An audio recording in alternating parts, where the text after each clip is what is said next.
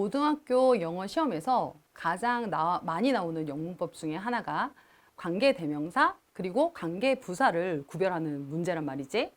자, 얼마 전에 선생님이 상담을 했는데 어떤 아이가 이제 쓰던 문법책을 가지고 왔어. 문법책이랑 이제 독해책이랑 가지고 왔는데 거기에다가 아주 필기를 예쁘게 관계대명사 다음에 불완전한 문장, 관계부사 다음에 완벽한 문장 이렇게 잘 적어 놓은 거야.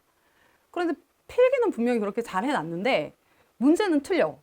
내가 너무 재미있어서 너 이렇게 필기를 잘 해놨는데 문제를 왜 틀렸니? 그랬더니 자기도 모르겠대. 너네들 얘기 같지? 자, 관계대명사, 관계부사.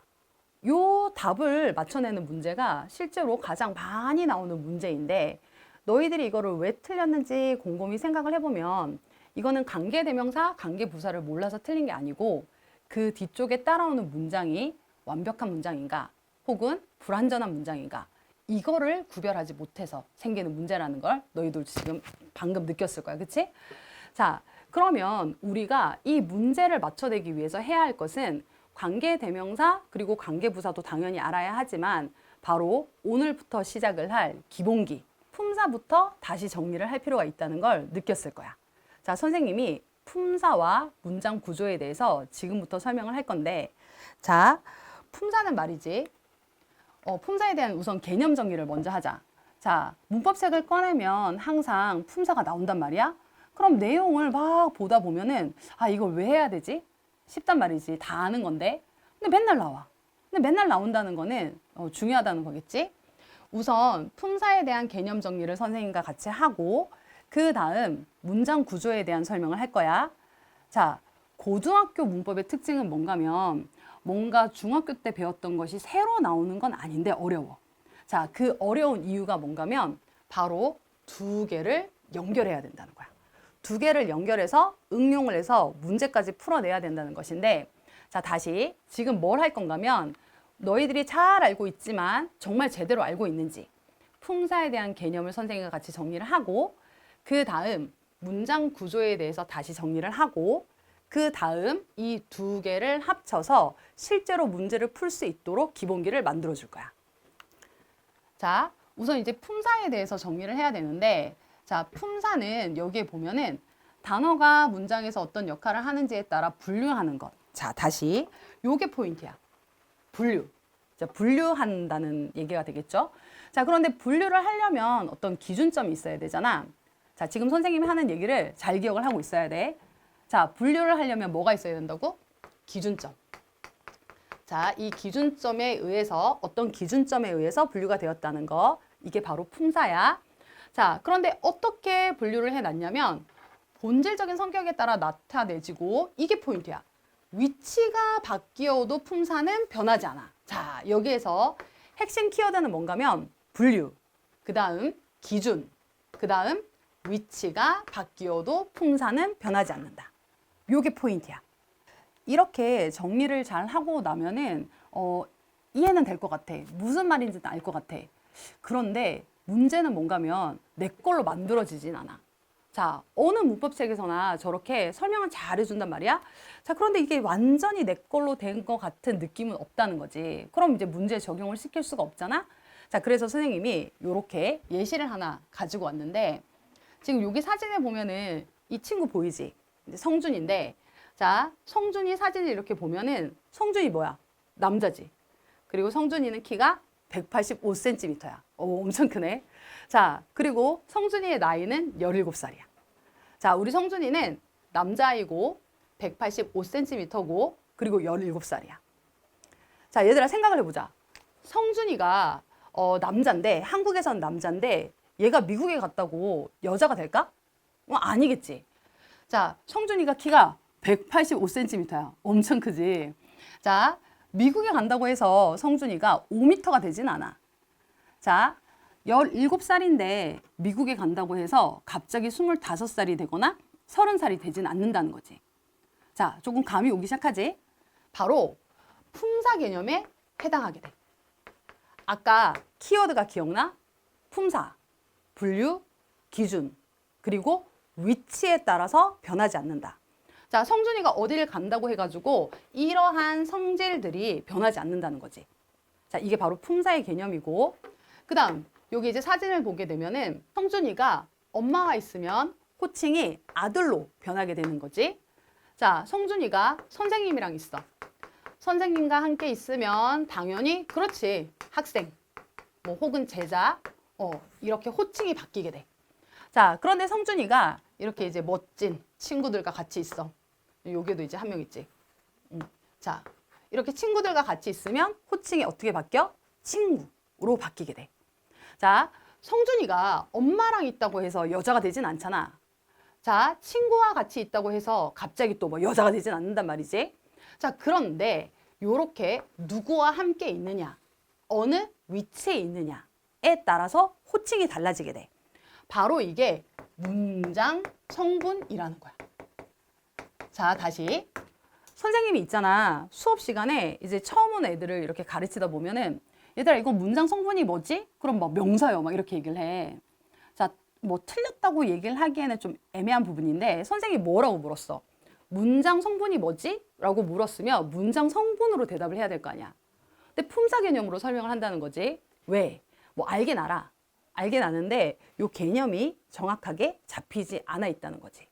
자, 다시. 너희들이 항상 헷갈리는 부분이 이 품사 개념과 문장 성분 부분을 좀 혼동하는 경향이 있는데 뭐 당연히 혼동할 수밖에 없어. 같이 쓰이거든.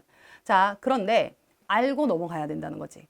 자, 품사는 아까 뭐라 그랬지? 위치에 따라서 변하지 않는 거. 문장 성분은 위치에 따라서 변하는 거. 지금 품사와 문장 성분에 대한 개념이 이제 조금씩 가닥이 잡히기 시작했을 거야. 자, 그럼 이제 조금 더 구체적으로 들어가 볼게. 아까 품사는 뭐라고 했냐면 성준이가 변하지 않는 특징들. 자, 품사는 영어에서는 8개로 나뉘어지게 돼. 팔품사. 자, 팔품사라고 이제 배웠지? 자, 팔품사는 어떻게 8개가 되냐면, 자, 명대동에 사는 형부 이름은 점접감. 요렇게 외우면 쉬워. 자, 다시 뭐라고? 명대동에 사는 형부 이름은 점접감. 좀 창피하니까 속으로 이렇게 따라서 부르면 돼. 노래도 있어. 명대동 형부 점접감. 이렇게 막 노래를 부르거든. 자, 모르는 것보다가 조금 창피한 게 낫잖아. 자, 영어의 팔품사는 명대동 형부 점접감. 이렇게 8가지가 있는데, 자, 조금 빠르게 이제 브러쉬업을 해보자면, 자, 명사는 당연히 이름 명자가 되겠지. 자, 사물이나 사람, 장소 이런 것들의 이름을 얘기하는 것이고, 그 다음 대명사는 대신해 주는 거잖아. 얘랑 얘는 사실은 같은 카테고리야. 자, 그리고 이제 동사는 조금 중요해. 왜냐하면 나중에 이제 문장 성분과 같이 겹쳐지는 부분에 기준점이 되어줄 수 있는 중요한 핵심 키가 되거든. 자, 동사는 다시 비동사와 조동사 그리고 일반 동사로 나뉘어지게 돼. 자, 다시 동사는 다시 이렇게 3가지로 나뉘어지게 된다는 걸 다 알고 있지? 그 다음 형용사. 형용사는 이 형자가 형태야, 그치? 형태. 그리고 이 용자가 얼굴 용자란 말이야. 그래서 이제 보이는 모습들. 자, 이런 아이들인데 지금 형용사는 뭐 이제 고등학생 정도 되니까 이런 것들이 헷갈리진 않아. 자, 그런데 뭐가 중요한가면 앞으로도 형용사, 뭐 형용사적 용법 이런 것들이 나오게 되잖아. 그럼 뭐가 중요한가면 이게 중요해. 자, 형용사 어쩌고 저쩌고 하는 것들은 항상 용법이 2개, 기능이 2개인데 첫 번째는 명사를 꾸며주는 거야. 자, 2번째는 명사를 서술하는 거야. 자, 다시 요 나중에 써먹기가 굉장히 좋단 말이야. 자, 형용사 어쩌고 저쩌고 하는 용법들은 항상 기능이 몇 가지? 2가지. 뭐라 그랬지? 명사를 꾸며주거나 명사를 서술하거나. 결국 뭐에 관한 거야? 명사에 관한 거야. 자, 형용사는 자, 명사에 대한 어떤 카운터 파트너인데 지금 이제 형용사는 명사를 꾸며주거나 명사를 서술하거나 즉 명사랑만 친한 아이야. 자, 그리고 부사. 이제 부사가 나오게 되는데 자, 부사는 동사, 형용사, 부사 문장 전체를 꾸며주게 돼. 자, 부사가 뭔지 이제 헷갈리는 아이들이 있는데 자, 부사는 좀 한국말로 좀 이렇게 좀 속된 말로 졸라. 이게 부사의 대표적인 예라고 보면 돼. 졸라. 말 많이 쓰지 이제 애들끼리. 자, 졸라 막 이렇게 얘기를 하는데 자, 얘가, 자, 생각을 해보자. 저 녀석 졸라 빨라. 말 되지? 자, 빨라는 형용사잖아. 부사는 형용사를 꾸며줄 수 있어. 야, 졸라 달려. 막 그러지. 막, 야, 매점으로. 요즘 애들이 매점이 없더라. 근데 뭐 졸라 달려. 뭐 편의점으로 달려. 자, 달려. 동사잖아. 그치? 자, 부사는 동사도 꾸며줄 수 있어. 그런데 뭐 예를 들어서, 졸라 칠파. 뭐 이렇게 얘기하진 않잖아. 그치? 자, 칠파는 명사잖아. 즉, 부사는 명사는 꾸며주지 않아. 자, 다시. 여기서 중요한 핵심 포인트가 나오는데, 이건 좀 여벌로 얘기를 하자면 너희들 이제 문제 잘 틀리는 것들 중에 이렇게 줄 그어놓고 형용사인가 부사인가 이 구별하는 문제들도 자주 나오잖아.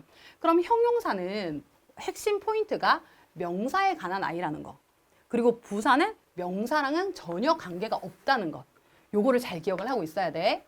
자, 그리고 뭐 전치사라던가 접속사라던가 감탄사 이런 것들은 뭐 다음 강의에서 하나씩 좀 다루도록 하고, 일단 우리가 문장 성분 개념과 연결시키기에 가장 중요한 품사들은 이렇게 명사, 동사, 형용사, 부사까지도 써먹기가 조금, 부사도 이제 써먹기가 좋죠. 이렇게 네 가지니까 대명사는 명사에 포함된다고 선생님 한 거야. 요 네 가지를 잘 기억을 하고, 자, 다음 문장 구조와 함께 연결을 시켜볼게. 문장 구조를 살펴보기 전에 영어의 특징을 먼저 생각을 해보자. 영어의 특징은 재미있는 게 뭔가면 자리가, 우리도 막 그런 말 있잖아. 자리가 사람을 만든다. 막 이런 말이 있잖아. 영어는 와야 되는 것들에 대한 자리가 정해져 있어. 자, 이게 무슨 얘기인가면 영어에서는 말이야. 이 자리가 선생님 자리야. 자, 얘들아, 이 자리는 선생님 자리다. 자, 이렇게 정해져 있단 말이야. 그러면 성준이가 이 자리에 오게 되잖아? 그럼 성준이가 선생님이 되는 거야. 오, 재밌지? 자, 그럼 선생님이 반대로 학생 자리에 가게 돼. 그럼 나는 학생이 되는 거야. 자리가 정해져 있는 거지. 바로 그 자리가 정해져 있는 것들이 문장의 구조이고, 자, 문장의 구조를 가지고 있는 것들이, 이루고 있는 것들이 바로 문장 성분인데, 아까 품사하는 기준점들이 조금 다르지? 자, 여기에 또 설명을 한 거를 잘 읽어보면, 자, 문장 구조는 동사를 중심으로 한 문장의 형식으로 문장 성분을 가지고 만들었다는 거야. 그리고 어떤 자리에 놓이는가에 따라 달라진다. 이게 핵심 포인트야. 자, 다시. 말은 굉장히 어렵게 되어 있는데 한 가지만 기억하면 돼. 영어는 자리가 정해져 있어서 거기에 와야 되는 애들이 정해져 있고, 그리고 그 자리에 오면 그게 돼버려. 자, 예를 들어서 워터라는 단어가 있단 말이야. 자, 워터는 명사로 물이지. 자, 명사로 물인데 얘가 I water flowers. 이렇게 어때? 동사 자리에 왔지. 자, 영어는 뭐라고? 자리에 오면은 된다 그랬지. 걔가 그 몫을 한다 그랬지. 자, 워터가 동사 자리에 왔어. 그럼 뭐가 될까? 뭐가 될 것 같아? 나물, 꽃 이러진 않을 거 아니야. 그치? 그렇지. 뭐라고? 물을 주다. 동사의 역할을 할 수가 있어. 자, 물론 단어들이 가지고 있는 기본 품사의 성격들이라던가 그 아이들의 기본기는 알고 있어야 돼. 자, 그런데 이렇게 응용이. 그치? 자, 구조에 따라서 이 자리에 오면은 얘가 이게 된다고 그랬어. 그러면 I water flower 이렇게 되면 물을 주다. 변화가 될 수 있다는 거지. 그럼 선생님 아까는 워터가 품사라고 그랬잖아. 품사야. 품사인데 와서 조금씩 변형이 가능하기도 해. 자, 그래서 이런 부분들을 잘 생각을 한 다음에 문장 구조에 대해서 조금 정확하게 알아보도록 할게. 자, 영어에서 문장 구조는 5개밖에 없어. 5개. 자, 이렇게 1, 2, 3, 4, 5형식. 너희들이 이제 맨날 달달달달 외우는 것들 있잖아. 주어, 동사, 목적어 뭐 이런 식으로. 자, 외우는 이런 5가지 형태만 있는데, 자, 보시다시피 뭐 1형식은 주어, 동사, 2형식은 주어, 동사, 보어, 3형식은 주어, 동사, 목적어, 4형식은 뭐 주어, 동사, 여기 간접 목적어인데, 그치? 간접 목적어, 직접 목적어. 5형식은 주어, 동사, 목적어, 목적보어. 항상 이렇게 달달 외우고 있잖아. 자, 이거를 어떤 식으로 써먹을 수 있는지 선생님 보여줄게. 자, 일단은 여기서 1, 2형식과 3, 4, 5형식에 구별이 되는 것들이 뭔지를 한번 찾아볼 수 있어야 돼. 자, 어떤 차이점이 보여? 그렇지, 그렇지. 자, 3, 4, 5형식에는 이렇게 목적어를 하는 아이들이 보여. 그치? 자, 3, 4, 5형식에서는 목적어가 있고 1, 2형식에서는 목적어가 없어. 자, 요렇게 목적어가 있고 없고에 따라서 동사가 다시 한번 나뉘어지는데, 즉 자동사와 타동사로 나뉘어지게 돼. 자동사와 타동사. 이제 조금씩 머리가 아파지기 시작하지. 자, 자동사와 타동사를 구별하는 문제들도 굉장히 많이 나오고, 이거를 알고 있어야 문제를 이렇게 유연하게 풀 수가 있는데, 실제로 아이들한테 자동사가 뭐니? 타동사가 뭐지? 라고 물으면 대답을 이렇게 바로바로 하는 애들이 그렇게 많지는 않아. 헷갈린단 말이야. 자, 물론 이렇게 대답을 해. 목적어가 있는 게 타동사고요. 목적어가 없는 게 자동사예요. 그럼 그걸 어떻게 구별해? 자, 여기까지 들어가야 돼. 그거를 어떻게 구별해? 여기서 이제 막힌단 말이야. 자, 구별하는 방법을 선생님이 가르쳐 줄게. 좋아하니? 읽었어? 뭘요? 이해했어? 뭘요? 자, 어때? 선생님이 이 단어들을 툭툭툭 던지니까 갑자기 뭐래? 뭘요? 이런 대답들이 나오지? 자, 동사들을 선생님이 던졌을 때 뭘요? 라는 대답이 나오면, 자, 생각을 해봐. 뭘요? 라고 물었단 말이야? 그럼 뭐뭇을요? 라고 대답을 하겠지. 즉, 목적어. 자, 이렇게 동사들을 던졌을 때 조금 창피하더라도 뭘요? 라고 반문을 하는 습관을 가지게 되면 문제를 풀어내는 스킬이 이렇게 올라가. 확실히 올라가. 자, 우리 이제 학원에서 수업을 할 때 내가 너무 이렇게 많이 물으니까 애들이 이제 커서 안 하려고 그래. 그래도 틀리는 것보다 낫잖아. 그치? 자, 이렇게 좀 창피하더라도 자, 단어들을 이렇게 던졌을 때 뭘요? 라는 반문을 하는 습관을 한번 들여봐. 이해했어? 뭘요 했니? 자, 이렇게 자, understand라던가 like라던가 뭐 이런 것들, write, read 이런 것들이 모두 타동사에 해당하게 돼. 그럼 반대로 자동사는 어떤 게 있을까? 수영했어? 어때? 뭘요가 붙지 않지? 숨 쉬어? 숨 쉬어? 이렇게 물었는데 뭘요? 이렇게 대답 말이 안 되잖아. 자, 이런 것들. 살아? 살아? 이러면은 뭘요가 아니죠. 어디예요? 이렇게 대답이 나올 거 아니야? 자, 이런 아이들, 뭘요가 붙지 않는 아이들이 바로 자동사에 해당하게 돼. 자, 어때? 조금 그동안 좀 갑갑했던 게 해소가 되는 느낌이 들지 않아? 이 자타동사의 구별은 사실은 스킬로 굉장히 중요한 부분인데, 실제로 아이들이 이 구별을 바로바로 해내는 그런 능력은 생각처럼 많지 않단 말이야. 자, 어떻게 하면 된다고? 뭘요? 라는 이렇게 물어봐. 스스로. 뭘요? 이렇게. 자, 자타동사. 됐지? 자, 이제 여기까지 한번 곰곰이 생각을 해봐. 자, 자동사와 타동사의 개념이 조금 이해가 됐다 싶으면 문장 성분으로 들어가게 되는데, 자, 선생님이 아까 뭐라고 얘기를 했냐면, 이 고등학교 때 문법이 뭐 대단한 게 아니고 실제로는 뭐 2가지를 섞어, 3가지를 섞어. 뭐 너희들도 알다시피 난이도가 이제 올라가게 되면은 시제가 들어가면 난이도가 조금 올라가게 되고, 그 다음에 태가 들어가면 난이도가 올라가게 돼. 근데 기존에 있던 것들을 이제 얼마나 잘 섞어내느냐, 이게 이제 관건인데, 지금 문장 형식에 있어서는 품사와 구조를 같이 섞어낼 수 있는 능력이 있으면 문제를 쉽게 풀 수 있어. 자, 여기서 이제 짚고 가야 되는 포인트가 뭔가면, 자, 품사에 대한 개념을 내가 이해를 했는가?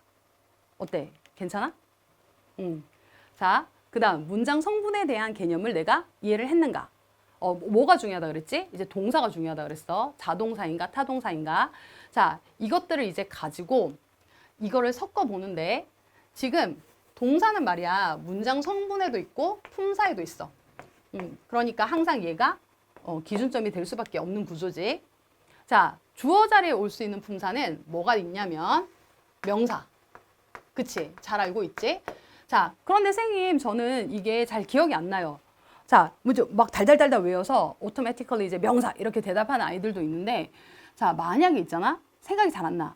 그러면 간단한 문장들을 한번 떠올려 봐. 뭐 예를 들어서 I'm a teacher. I 대명사잖아. 대명사. 뭐 아니면 An apple is round. An apple is red. An apple 이렇게 되면은 사과, 명사잖아, 그치? 그런데 우리가 뭐 pretty is kind 이렇게 얘기를 하지 않는다는 거지. pretty는 형용사잖아, 그치? 자, 그럼 이렇게 몇 가지 예문들을 이렇게 빠르게 떠올려봐. 그러면 아, 그러네. 주어 자리에는 뭐만 온다고? 명사만 올 수 있어. 자, 그런데 이제 명사만 올 수 있는데 여기에서 대명사도 명사에 포함이 되지. 그리고 우리가 배웠던 to 부정사도 명사적 용법이라는 게 있잖아. 그러니까 to 부정사도 올 수 있는 거야. 자, 동명사도 동사를 가지고 명사를 만든 거지. 동명사도 주어 자리에 당연히 올 수가 있겠지. 자, 이 두 가지가 컴바인이 되는 게 느껴져? 괜찮지? 자, 품사와 문장 성분을 섞었을 때 주어 자리에서는 누가 온다? 명사가 오게 돼. 자, 그 다음 이제 여기에 보호. 이 형식의 보호가 나왔는데 이 보호 자리는 있잖아. 자, 이 형식은 선생님이 나중에 다시 조금 설명을 할 거야. 이 형식은 한국어 해석에서 영어와 맞아떨어지지 않기 때문에 아이들이 가장 어려워하는 그 형식 중에 하나거든. 자, 일단 여기에 봤더니 보호라고 나와 있어. 자, 보호의 뜻을 한번 생각을 해보자. 얘는 보충 설명을 해주는 애야. 자, 공부를 할 때 있잖아. 이 단어의 뜻을 항상 생각을 해야 돼. 그럼 난이도가 굉장히 낮아지거든. 그런데 그냥 외우려고 하니까 좀 어렵단 말이야. 지금 보호 자리에 여기 이제 보호 자리에 뭐가 들어오는지를 설명을 하려고 그러는데 일단 이 보호가 뭘 뜻하는지를 알아야 돼. 자, 보호가 뭐라고? 그치. 보충 설명하는 말이야. 자, 그런데 이제 누구를 보충 설명하느냐. 자, 여기서 누구를 보충 설명하겠니? 그렇지. 주어를 보충 설명하겠지. 자, 여기서 이제 잘 생각을 해봐. 아까 선생님이 뭐라고 얘기를 했냐면 주어 자리에 품사로는 뭐가 올 수 있다 그랬지? 그렇지. 명사. 이제 명사가 올 수 있잖아. 그런데 또 다시 이제 리와인드 해봐. 아까 처음에 배웠을 때 품사에서 뭐라고 얘기를 했냐면 자, 명사랑 친한 애는 누구라고? 그치? 형용사. 이제 조금 보이지? 자, 다시 잘 생각을 해봐라. 보충 설명을 하는 애가 보호인데 보호는 누구를 보충 설명한다고? 주어를 보충 설명해. 자, 그런데 주어 자리엔 누가 온다고? 그렇지. 명사. 자, 다시 여기서 이제 마지막 단계. 명사를 꾸며주거나 명사를 설명하는 애는 누구? 형용사. 아, 지금쯤 이제 소리가 나와야 돼. 나와? 자, 맨날 이제 이거 틀리잖아. 그치? 자, 형용사냐, 부사냐. 이게 맨날 이제 골치를 이렇게 앓게 하는 그 문제 중에 하나란 말이야. 자, 너무 쉽지? 자, 보호 자리에 형용사가 올 수밖에 없는 이유는 이름에 이미 답이 있었어. 자, 주어 자리에는 누구만 올 수 있다고? 명사. 그런데 보호는 누구라고? 주어를 보충 설명하는 애. 그럼 명사를 보충 설명하는 애는 누구? 형용사. 이렇게 되겠지. 자, 그리고 이 형식은 말이야 굉장히 좀 이렇게 까다롭게 다뤄지는 형식 중에 하나인데 얘는 어떤 개념인가면 주어는 보호. 맞지? 자, 주어를 보충 설명하니까 주어는 보호 개념. 이렇게 이제 되는 애들이 전부 이 형식이란 말이야. 그럼 이 형식 문장들을 하나 생각을 해봐. 예를 들면 아까 선생님이 얘기했던 I am a teacher 이런 것들. 자, 말이 되는지 한번 보자. 나는 a teacher. 선생님이야. 말 되지? 몇 형식? 이 형식. 자, 그럼 우리가 여기에서 보호 자리에 들어갈 수 있는 품사를 하나 더 추가할 수 있잖아. 자, 아까 명사를 설명하는 아이, 형용사. 그리고 또 누구도 가능해? 명사. 자, 여기 이 형식까지만 조금 이렇게 잘 정리가 되면 3, 4, 5형식은 조금 더 쉬워. 자, 보시다시피 1, 2형식은 자동사, 3, 4, 5형식은 뭐라 그랬지? 타동사. 얘네들을 가지는데 자, 나는 좋아해. 뭘요? An apple. 사과를. 말 되지? 자, 뭘요가 붙으니까 쉽지? 자, 이때 사과, 품사가 뭐지? 명사. 자, 나는 좋아해. Pretty. I like kind. 말 돼? 안 되지? 자, 몇 개 이렇게 넣어봐. 잘 모르겠으면 이렇게 넣어보면 돼. 그러니까 안 되잖아. 그치? 자, 그럼 우리가 뭘 할 수 있지? 목적어 자리에는 뭐만 올 수 있다? 명사. 여기도 명사만 올 수 있네. 자, 그 다음 사형식. 중학교 때부터 이제 엄청 많이 했던 사형식인데 이 사형식도 선생님이 나중에 따로 설명을 조금 더 자세하게 해줄 거야. 자, 여기에서 주어, 동사, 간접 목적어, 직접 목적어 이렇게 들어오게 되는데 이제 선생님이 이제 애들한테 뭐 똥멍청이 이런 말 되게 많이 하거든. 아, 이 똥멍청이 막 이러는데 자, 얘들아, 똥멍청이. 너네 똥멍청이야? 자, 똥멍청이 이러면 똥이야, 멍청이야? 똥이요 이러면 바보다. 진짜 똥멍청이다. 자, 똥멍청이 얘는 멍청이를 얘기하는 거지. 자, 그 뭔 소리를 하려고? 자, 여기 봐봐. 자, 간접 목적어, 직접 목적어. 그럼 얘는 중요한 게 뭐야? 목적어란 얘기지. 자, 다시 사형식에서도 간접 목적어, 직접 목적어, 목적어들이 있단 말이야. 자, 목적어 자리에 올 수 있는 품사는 뭐라고? 그렇지, 명사. 명사만 돼. 명사. 얘도 마찬가지로 명사. 명사만 되겠지. 자, 그 다음 오형식. 오형식은 가장 영어스러운 형식이라고 나는 생각을 하거든. 이 오형식은 있잖아. 너네가 잘 생각을 해봐. 외국 애들이 처음 이제 한국말 배우면 굉장히 어색하잖아. 이제 걔네들 막 어떤 식으로 얘기를 하냐면, 너 좋아해, 너 막 이렇게 얘기를 하잖아. 그치? 근데 지금 봐봐. 이 문장의 구조가 조금 비슷해. 그러니까 이렇게 영어는 이렇게 던진단 말이야. 계속. 던지고 이렇게 얘기가 나오는데 자, 오형식은 주어, 동사, 목적어, 목적보 이렇게 이제 5개 나오게 되잖아. 그러면 지금 이때 여기 예문들을 써놓긴 했는데 일단은 이제 품사와 구조를 선생님이 지금 매칭을 시키는 작업을 하고 있으니까 자, 주어, 동사, 목적어. 목적어 아까 뭐라 그랬어? 품사 개념으로 들어가게 되면은 품사를 쓰면은 명사만 온다고 했지. 자, 여기 이름에 다 있어, 답이. 목적격 보호란 말이야. 자, 아까는 그냥 보호해서 이제 주격 보호를 얘기했었는데 여기 친절하게 목적격 보호라고 얘기가 나와 있어. 자, 보호는 아까 뭐라 그랬지? 보충 설명하는 애. 보호는 보충 설명하는 애라고 그랬지? 자, 그런데 여기에 누구를 보충 설명한대? 목적어. 목적어를 보충 설명한대. 자, 품사에서 목적어는 누구만 올 수 있다 그랬지? 바로 명사. 그럼 얘들아, 명사를 보충 설명할 수 있는 애는 누구? 그렇지. 형용사. 이렇게 되겠지. 너무 쉽지. 자, 그럼 여기 이제 예문이 드디어 이제 예문 한번 써먹어 보자. 자, 뭐라고 나왔어? 그들은 자, elected 선출했대. 자, 선출했어. 어떻게 알아 그랬지? 뭘요? 그렇지. 자, 그를 선출했대. 근데 그가 뭐야? 그에 대한 설명을 해주면 돼. 프레지던트, 반장으로, 뭐 혹은 대통령으로 선출을 했대. 이게 오형식이야. 자, 지금 품사의 개념을 정리를 하고 문장 성분의 개념을 정리를 하시고 그리고 문장 구조에다가 이 두 가지를 같이 이렇게 컴바인을 하는 거야. 자, 그러면 이렇게 정리가 딱 되잖아, 그치? 지금 이제 선생님 잠깐 시간을 줄 테니까 이제 마음을 이렇게 가다듬고 잠깐 이렇게 생각을 잘 해봐. 좀 정리가 되는가? 어때? 정리가 좀 되는 것 같지? 자, 그럼 우리가 이걸 가지고 이제 문제를 풀어내야 되는데 자, 뭘 할 수가 있어? 너희들 여기에서 보면은 문장 성분 그리고 문장 구조에서 문장 성분을 구성할 수 있는 품사는 누구밖에 없어.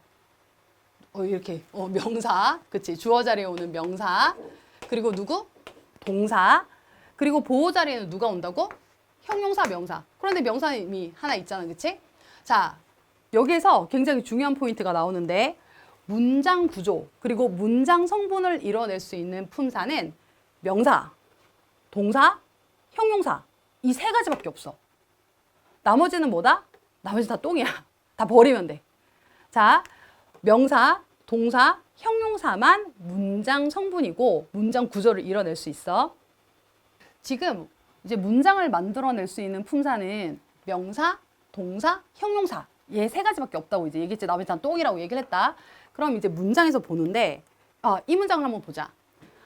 I 주어 되겠지? went 동사 되겠지? 자, to school이야. to school 전치사구지? 자, 전치사구는 뭐에 해당하지? 부사에 해당하게 돼. 자, near my house 얘도 전치사구지? 부사에 해당하게 되지.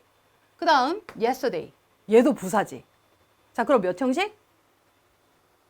이 형식? 아니야. 자, 몇 형식이야? 그치? 지금 주어와 동사밖에 없단 말이야. 그럼 얘는 1형식. 완벽한 문장이다 아니다? 완벽한 문장이야. 자, 조금 감이 잡혀? 난 어렸을 때 진짜로 문장이 길면 5형식인 줄 알았어. 그래서 뭐 시험 칠 때 되면은 막 외워가지고 맞추기는 해. 그런데 정말 이해가 안 됐단 말이야. 그런데 요렇게 두 가지를 딱 섞었더니 너무 쉬워. 너네도 쉽지? 자, 봐봐. 이렇게 I went to school near my house yesterday 이렇게 문장이 긴데 실제로는 몇 형식? 1형식. 왜? 명사, 동사, 형용사만이 문장 성분을 이룰 수가 있어. 자, 그럼 이제 점점 이제 쉬워지고 있지? 자, 관계 대명사 뒤에는 뭐가 온다고? 불완전한 문장. 자, 이제 우리가 품사 얘기도 하고 문장 구조 얘기도 하고 몇 형식인지도 이렇게 뭐 아주 뭐 하나만 예시를 들었지만 이거는 나중에 이제 문제집들을 다양하게 풀어보고 다시 이제 복습을 하면은 좀 눈에 잘 보일 거야. 지금 우리는 고등문법에서 핵심 스킬들을 사용할 수 있는 것들을 보여주기 위한 거기 때문에 지금 사실은 이게 포인트야. 그치? 아까 관계대명사 뒤에는 뭐가 온다고? 불완전한 문장. 그 다음 관계부사 다음에는 뭐가 온다고? 완벽한 문장. 이 문제를 맞추기 위한 거잖아. 자, 그럼 핵심 포인트는 이 뒤쪽에 오는 것들을 분석을 할 수 있어야 되는 건데 지금 선생님이 여기다가 이제 문제를 하나 가지고 왔어. 자, 한번 너희들이 풀어봐 지금. 길지? 이제 긴데 여기에 과연 관계 대명사가 와야 되는가? 관계 부사가 와야 되는가? 자, 한번 풀어봐. 자, 여기서 there have been occasions you have observed a smile and you could sense it was not genuine. 이렇게 문장이 이제 일단 길어. 일단 겁을 먹는단 말이야. 자, 겁을 먹지 말고 자, 여기에 과연 관계 대명사가 들어가야 되는가? 관계 부사가 들어가야 되는가? 이제 하나씩 이제 풀어나가 보는데 자, 앞쪽은 할 필요가 없지. 자, you have observed. 너가 관찰을 해왔어. 관찰했어? 뭘요? a smile. 나왔지? 어때? 3형식. 자, and 등위 접속사로 걸어주고 새로운 문장이 나온다. you 주어, could sense. 느꼈어? 뭘요?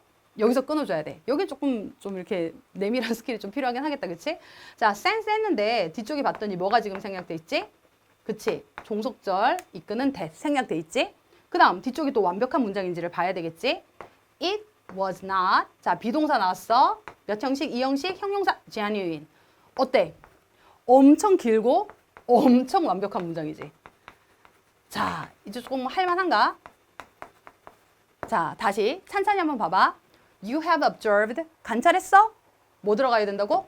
뭘요? 완벽해. And you could sense. 너 느꼈어? 뭘요? It was not genuine. 어때? 순수하지 않다는 것을. 완벽하지. 자, 그럼 여기에서는 뭐가 와야 돼? 그렇지. 관계부사.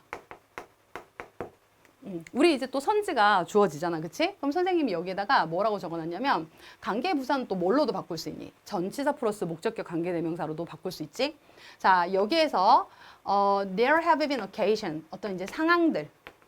자, 상황 이렇게 나왔는데 자, where이 오겠죠. where이 오거나 혹은 대시 올 수도 있고요. 자, 그런데 이제 여기에서 뭘로도 바뀔 수 있어? in which. 이렇게 바뀌게 되겠지. 자, 좀 감이 잡히시는가? 쉽지? 자, 자꾸 연습을 해봐야 돼. 자신감을 가지고 해서 이제 포인트는 뭔가면 이제 품사, 그 다음 두 개를 섞어. 문장 구조와. 그리고 타동사, 자동사 할 때 조금 이렇게 창피하더라도 속으로 하면 되지. 뭘요? 이렇게 던져보는 거야. 그럼 이렇게 문장 구조들이 딱딱딱딱 떨어지지. 계속 연습을 해서 이것들을 숙달을 시켜야 돼. 이제 마스터리가 돼야 되는데 자, 그러면 이제 우리가 스킬을 써먹을 수 있게 된다고. 이제 이 점은 본 거야. 자, 이제 어느 정도가 정리가 됐으면 아까 선생님이 얘기했던 이 형식 구조를 다시 한번 설명해 줄게. 이제 왜냐면 이 형식이 조금 까다로워.